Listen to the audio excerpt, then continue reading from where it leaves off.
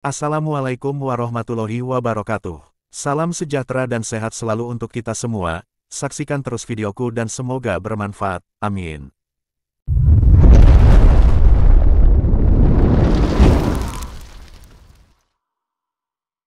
Pangeran Diponegoro, atau Dipanegara, lahir pada tanggal 11 November tahun 1785 di Yogyakarta, sebagai putra sulung Sultan Hamengkubuwono III yakni Raja ketiga Kesultanan Yogyakarta.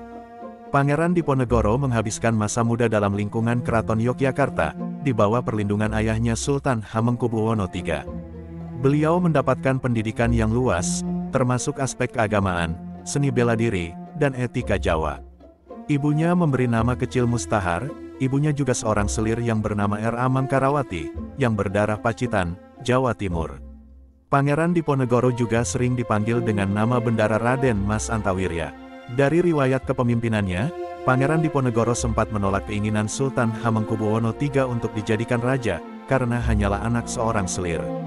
Dan Pangeran Diponegoro menyadari jika suatu saat beliau naik tahta, tentu akan membuat iklim kontestasi politik yang panas bagi lingkungan keraton dan anak keluarga besar lain. Semasa hidupnya Pangeran Diponegoro telah menikahi putri sebanyak 9 kali.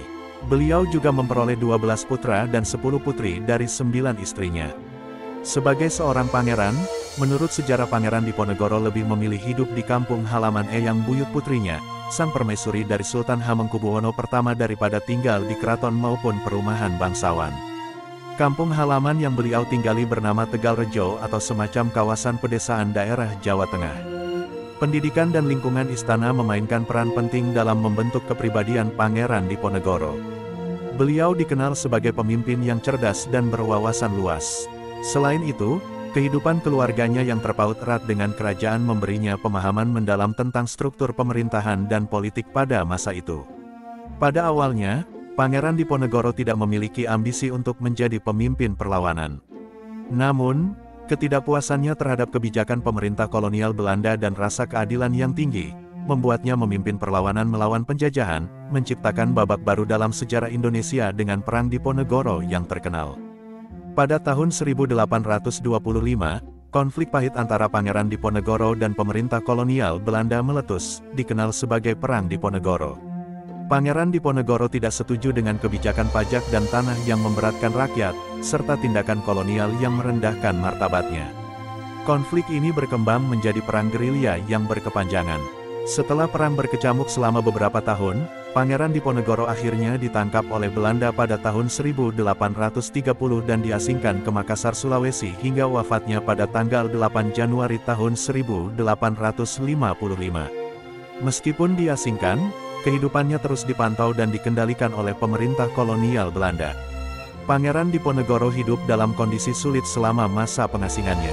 Beliau wafat dalam keadaan terbatas, dianggap sebagai tahanan politik oleh Belanda. Meskipun dilabel sebagai pemberontak, Pangeran Diponegoro tetap diakui sebagai pahlawan nasional Indonesia, dan keberanian serta semangat perlawanannya diabadikan dalam sejarah Indonesia. Perjuangan kerasnya sangat besar dalam memperjuangkan masyarakat desanya.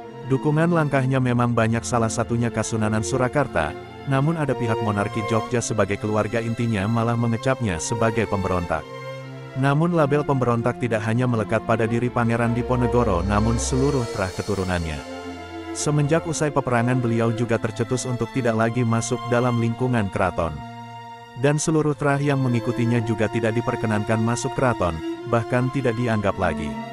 Pada masa-masa Sri Sultan Hamengkubuwono ke-9, status pemberontak dalam diri pangeran telah dicabut, sehingga seluruh darah cucu cicitnya kembali diperkenankan untuk masuk ke dalam bagian keraton Yogyakarta. Untuk bisa menyusun segala silsilah keluarga dan keturunannya yang akan menjadi kebanggaan dan kedamaian generasi penerusnya. Hidup dan mati ada dalam genggaman ilahi. Takdir adalah kepastian, tapi hidup harus tetap berjalan. Proses kehidupan adalah hakikat, sementara hasil akhir hanyalah syariat. Gusti Allah akan menilai ketulusan perjuangan manusia, bukan hasil akhirnya. Kalaupun harus menjumpai kematian, itu artinya mati syahid di jalan Tuhan. Kata bijak Pangeran Diponegoro. Semoga cerita kisah Pangeran Diponegoro ini bisa menginspirasi dan mengenang sejarah perjuangan beliau. Bila ada kekurangan dan penyampaiannya, itu mutlak kesalahan dan keterbatasanku. Semoga kita semua diberikan kesehatan dan kemudahan. Amin. Salam Dekengane Pusat. Wassalamualaikum warahmatullahi wabarakatuh.